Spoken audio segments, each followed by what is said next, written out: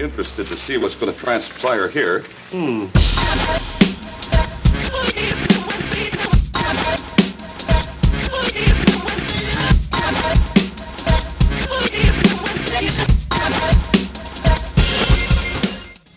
Wow. I don't know if I can. Let me try. Yes, I can. I got into drumming because I had family. My parents were in the music business. My mom was a singer. My father played piano. So as a very young kid, I would go watch my mom and dad perform at nightclubs. You know, as a 3- and 4-year-old. I don't know how they let me in these clubs, but they did. And, you know, I guess as an impressionable young kid and seeing your parents on stage, you know, ironically, I was more impressed with the drummer than my father who was playing piano or my mom who was singing. But no doubt about it, that influenced me into wanting to get into music. You know, if that didn't, I'm not sure what did. So that's the answer I'm going with. Finn. And everybody know about long stuff. Okay, your own personal floor. Yeah, I mean, for me, I just got to go with how I didn't know of this guy, and I show up as an impressionable teenager. Actually, maybe not an impressionable teenager. I was not that interested in going to that concert that night. But I was told, you got to check this out. It's a new band, Chick Corea. And I went. And what really struck me was his sound, which has evolved over the years. He came out with this electronics rig, both of like sampled drums, but just the way his drums were mic'd and these huge like monitors like on each side of him, and just the precision in which he played. And that was in a bigger venue, but then I would go watch him play in smaller clubs, and he'd bring a smaller version of this rig with microphones, and just like, never had I heard like a bass drum sound so good in a club that held like, you know, 80 people.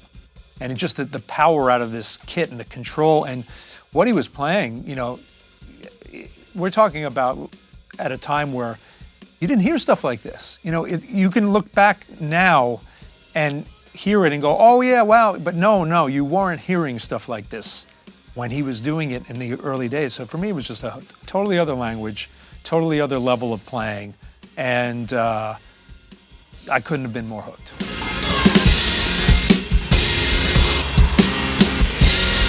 Oh, I don't know if I have yet, but the ways in which I'm taking strides to get there, I think what happens is you start to like too many things. You know what I mean? You start to have too many influences.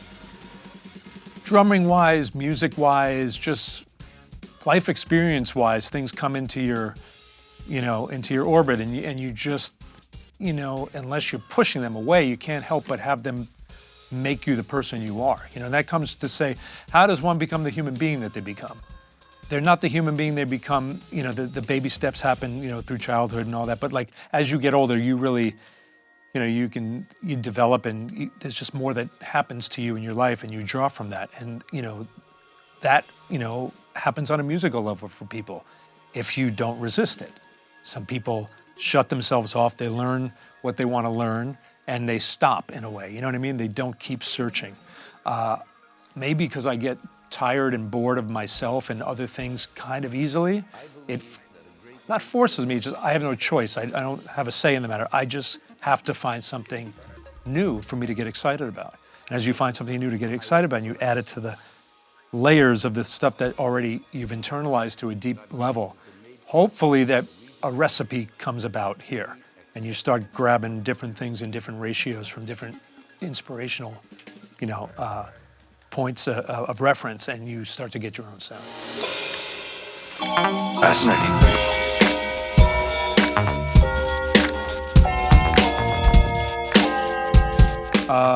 Yeah, what brought me there was like, I actually do love graphics and graphic design, and, you know, always loved like messing around with video editing things, and, you know, just for fun, it's at the top.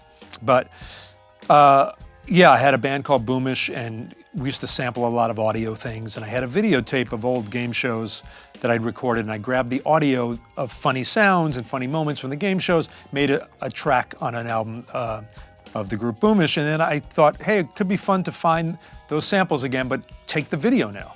So I grabbed all those moments now in video, transferred them into a video editing software, tried to sync them up in interesting ways. And I learned, you know, the video editing software on the fly. I'm still not great at it, but, you know, just more out of fun and as a hobby. And then said, wow, this adds another dimension to the musical experience, to see what you're hearing, or to see, even if it's not what you're hearing, but just to see anything, you know? I've heard the argument say they don't want visuals when they listen to music because they want to create their own visuals in their mind, what music evokes. I can understand that too. But I also love when I see an artist going, here's what is in my mind, here are the visuals, and take those in, you know? So I wanted to be able to create that and give somebody an experience. And yeah, there was a part of me that thought, what can one do to give somebody who sees a show a little more than just a guy playing their instrument? You know, I thought, like, there's so many things like of the same out there. What, you know, could we go further? What could we do to go further that someone goes and sees it and goes, wow, I'm being entertained, you know, on multiple levels here. When my kids talk about, oh, this is that on the radio. See, that's the first thing that comes to mind is there's something called latency. Latency is when you hit a surface and you hear the sound, the time it takes for you to strike it and hear it. You could say, though, if you hit a kick drum and the sound is going away from you, for it to come back around in your ear or something, there's probably some latency there as well. It's not immediate. If you put your ear right up to the snare drum like that, that's going to be much more immediate. But back in the early days of laptops and trying to, like, trigger things, and not only dealing with latency, but dealing with the fact that the computer would start to, like, make noises and crackle, and, you know, you're hearing, like, as you're hitting something, because it's having some problems, you know, trying to keep up with what you're doing. Those are the times where you'd be like, either I don't know how to do this properly, or I'm doing something wrong, or the technology's not there yet, or this software is not letting me do it in the way I want to. Let's not do this yet. We're not there. You know, so I first tried doing something on my desktop computer in 2004. Tried to take a video sample of a guy just saying a word and just trying to hit a key on the keyboard and trying to get that word to rapid fire. And it would get stuck on, you know, and I'd just be like, I guess I'm asking too much. Forward now to where we are now, I'm not asking too much anymore. It works, you know, and it could still probably be even a little quicker, or, you know, allow you to have more samples in memory, perhaps. I look at my CPU meter, you know, which tells you how much you're taxing the computer. And when it gets above 40, I get a little nervous because sometimes you start to hear a little crackle at about 50-ish%. So I get worried. Usually right now it sits between 25 and 35%, which one would say fine. I want to see it sit at 5%. I want to see it sit at 7%, just to calm me down a little bit, you know? So, but I'll be okay right now for the 25 to 35%. So it's getting better. All this stuff is working better, which allows me to do what I'm doing, you know, a lot easier.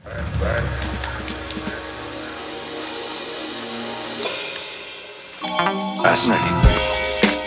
Yes, to me the trick is to actually be so technical in the pre-production side, in the programming of your system, you know, so that, and I don't have all this figured out yet.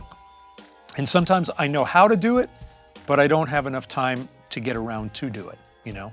So, like, if you want, for example, if you put samples on your drums and you want them to sound a little bit more interactive or organic, one way I would do it is I would do what they call multi-sampling of something. So when you hit at a certain velocity, you get less attack, or you get a quieter hit of a sample, or ghost note. Like if you want to take this, like, processed breakbeat and grab, like, a, you know, an accented snare out of that, and you only have that one sample, if you hit it at low volumes, you're still going to get, like, a loud type hit, but just at a soft volume. It's not going to sound maybe what you want, but maybe in that breakbeat, I know I'm sounding very technical here, there are little ghost notes in that breakbeat that you can also sample, and then you say, okay, when I hit quietly on the snare, give me one of the ghost note samples. When I hit loud, give me the louder hit. So now your electronics sound like they're living and breathing. I mean, that's just one example. But the way to me to be more human with electronics is to have such command of the electronics that you're not letting it get in the way, that it's not taking advantage of you. you're taking advantage of it.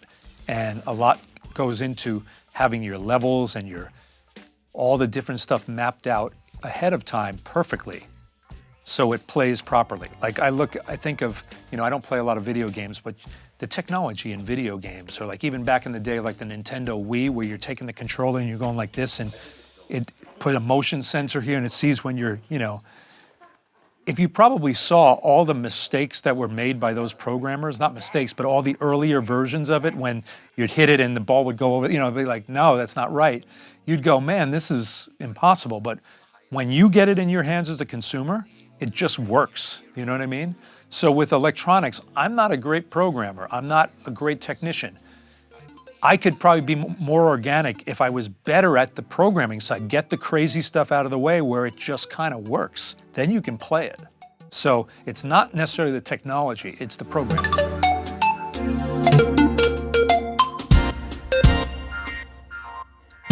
Not very well.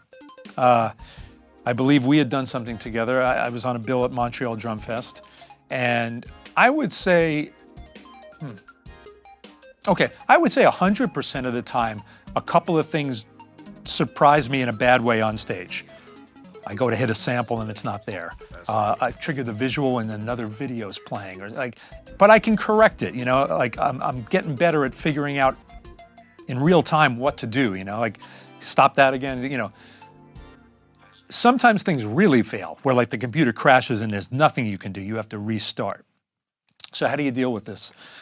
You hope and you pray it doesn't happen. You understand that it can happen and may and has happened. And you hope that you've done enough shows where enough people have seen you do it successfully.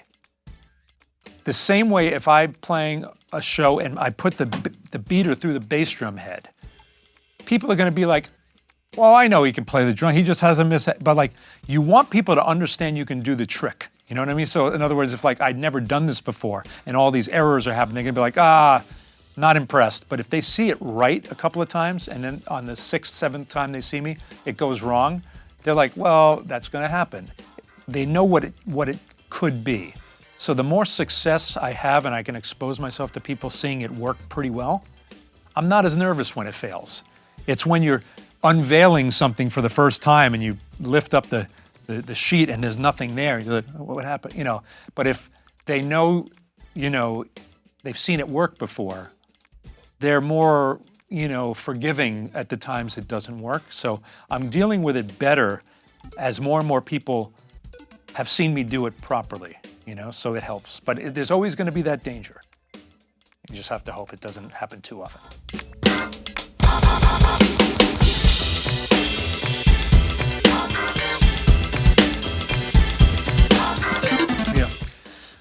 So, the remix line, which is what the Breakbeat Ride was a kind of another release after the initial release of what was called the Zildjian remix line.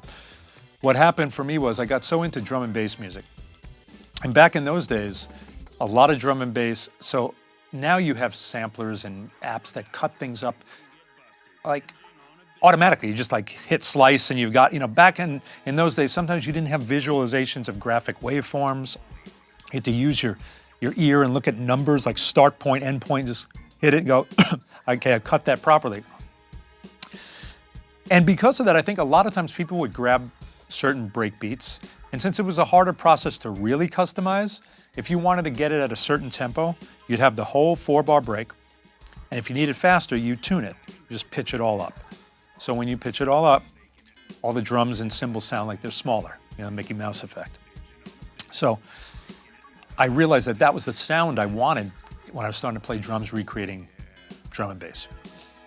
So I asked Yamaha, I was endorsing Yamaha, can I get a floor tom that I want to make into a bass drum? Give me a 10-inch rack or an 8-inch rack and a 10 or 12-inch tom's rack floor. Give me a splash as a crash, give me a crash as a ride, just give me 2 splashes as hi-hats. But realizing that 2 splashes as hi-hats wasn't exactly what it sounded like. So that's when I came to Zildjian and said, can we maybe try to make some cymbals that really recreate what these processed samples sound like for these breakbeats? And it was like 1997, 98. It was an idea that was like the genre of music was pretty new at the time, let alone somebody trying to make cymbals that sounded like that. But Zildjian's always been innovative. They've always been open, for many, many, many, many years before I was ever involved, with what artists and drummers came to them with a specific need or an idea. And I was fortunate they were very into the idea. And so that spawned other things off of that. And we were the first company, I think, that ever cut holes in cymbals. It was a thing was called the EFX Crash. We put tambourines in them. We put tambourines in hi-hats. This wasn't around back then. You go to a trade show these days, if you don't have like 10 cymbals in your line that don't have holes in it, you're not hip anymore or whatever. Maybe 5 years from now, you'll be very unhip if you have holes in your cymbals. But right now, that's the thing to have. Give me a dark sound with a hole in it, and it looks like it's been, buried in, for 20,000 years, and then pulling it up, and it's got tambourines. That's where we're at with that. But Zildjian did it in 1998, and you can't really get those cymbals anymore. You probably find them used. But there are many, many cymbals now that achieve what we set out to do with the remix line. But I also then, years later, helped them with the Carope line and the Avitas line, and a little bit of work with the new custom drives that have come out a few years ago, because that was similar to the breakbeat ride in a sense, and similar to something called a custom, like special edition ride back in like early 2000s that I had also helped them with. So it's kind of been in there with them a little bit on a lot of their designs.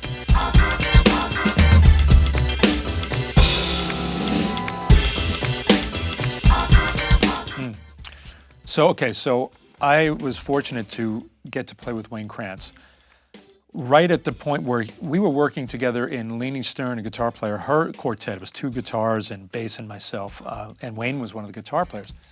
And I just thought Wayne was like so rhythmically and phrasing-wise exactly where my head was at when we used to play together.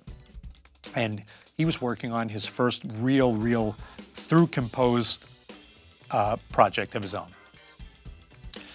First, it started where he and I think we rehearsed for months and months and months, maybe once a week, maybe twice a week, I can't remember, where he'd bring in maybe 1 or 2 sections of one tune he was working on.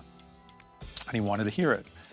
And he wanted to have the drums and the guitar interact in a certain way where it wasn't total counterpoint, but wasn't total unison. It was selectively both in different ways. And I'd play things and he'd be so specific. He'd be like, first 3 bars sound great, but the 4th time you play that, I'm just hearing it only on the ride, and don't hit a snare drum on beat 3 and move it to 2 and. I'm like, okay, wouldn't think of that. And I'm making these notes on these charts. And that album turned into the album called Long to Be Loose. People asked if it was improvised. I don't know the album as well as I did when I was making it, but I want to say, sure, there are tons of improvisational sections in that music, but there are tons that I'm almost playing things that I wrote out note for note, because he had such a vision that just don't hit the floor, Tommy, or whatever you do. And I'm like, okay, and there was a method to the madness. It wasn't just hey, don't do that. No, he really had a vision. So that opened me up into doing things in a way that was my way of thinking, because we got along rhythmically on a lot of things already, but he definitely forced me, and I don't mean that in a bad way. He put me in a place where he challenged me to refine and add some more layers of discipline to making music with him. And I see it as very normal now, and a lot of groups, to me, employ a lot of this stuff, but I get constantly from people saying when they first heard these albums, this one and 2 Drink Minimum, that was their first exposure to playing in this way, the way a trio would interact. I don't see it because I was too inside it, and I just hear it from everybody now.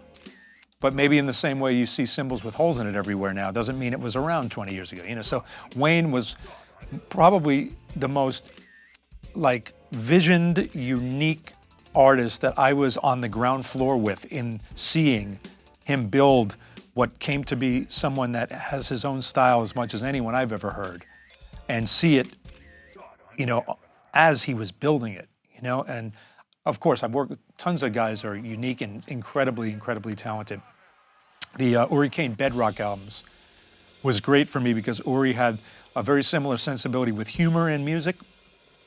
He'd done a lot of things with like Goldberg variations, and he made these very eclectic albums where no rules at all, just anything goes. And he always found great, incredible, unique musicians to bring something to something. He'll have somebody just scream over a track, and he'll have another guy just play like a glass. Nothing was off limits for him. So it allowed, he allowed me to do a lot of what I wanted to do production-wise, to the stuff we had written together, and let me kind of go where I wanted to go. Of course, he had his opinions of things and ways to shape it, but he encouraged me to do what I was hearing in my head with the material we had done together. So that was a great experience.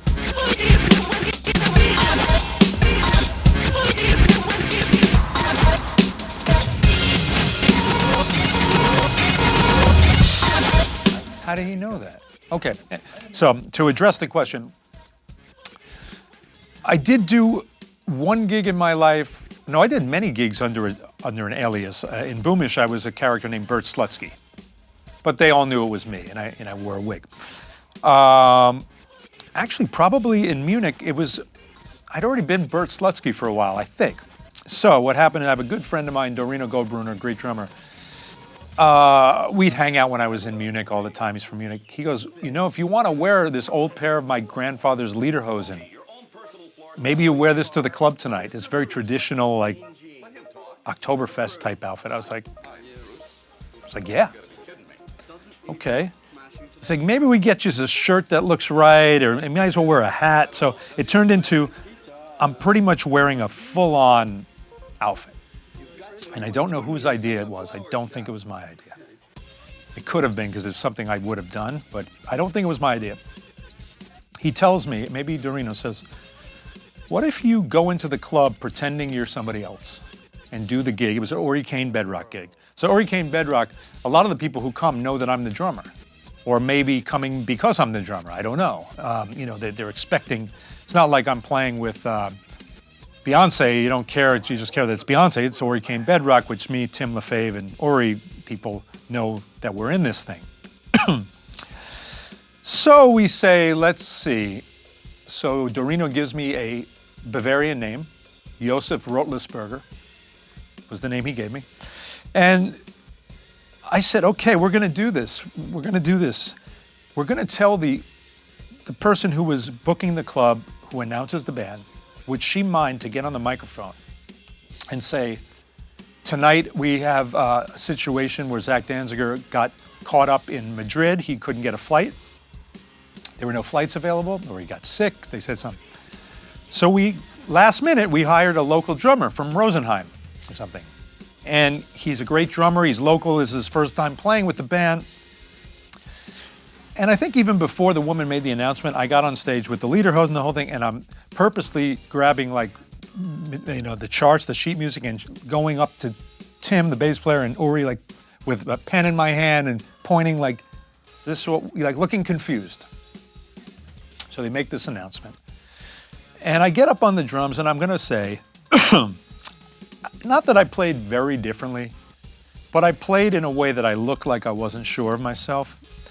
Maybe, I don't remember, I might have missed an ending or two on purpose, just to, or after the tune was over, I got the chart and apologized, just said I thought it was over here, not, just little by little. I'll never know the truth of what happened, but according to my friend Dorino, he heard people in the audience in German going, this drummer is terrible. Where's Zach? How could they hire this guy? He's terrible, and there was a reviewer there who the next day in the newspaper wrote a review. And I don't know to this day if the reviewer knew about the joke and pretended he didn't, but he said the local drummer filled in for Zach and he looked unsure, but he wasn't bad. He did okay. He made a couple of mistakes. Somewhere, maybe in my storage back in New York, I have in a little box that review somewhere. I know I had it or someone emailed it to me. I want to see that review again. But what's funny is I played the club, the Unterfahrt in Munich, at least 2 other times since then. Each time there was a different general manager there, I think. But both times they said, "Are you the guy who came in as Josef, some guy named?" I said, "Yeah." They said, "We've heard all about that story. Everybody in the club knows of the story, like all the bartenders have heard."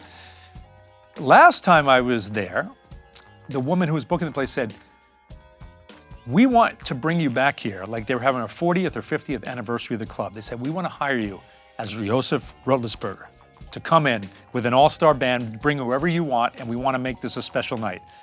And they were like, it's whatever, they might have said it was like May 2000, could have been already, I don't remember, but it was a couple of years back. As it turns out, that person does not manage the club anymore. And I didn't call back and say, "Let's do it," because I was a little confused, did I want to do this or not?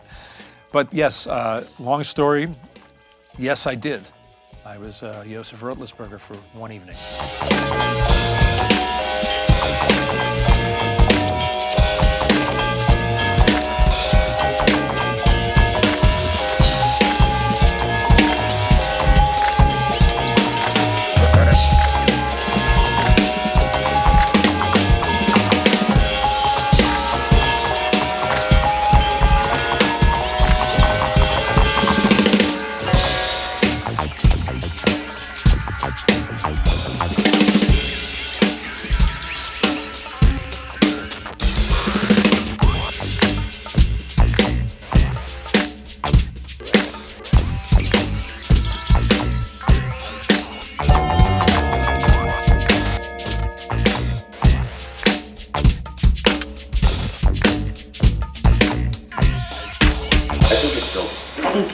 I can't get over how funky this piece is. When my kids talk about, "Oh, this is that on the radio." See, that's what's new. That's what's in. That's funk.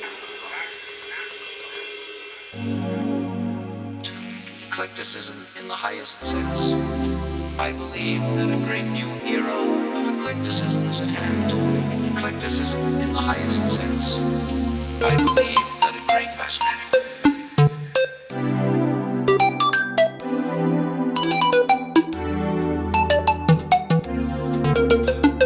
Fascinating.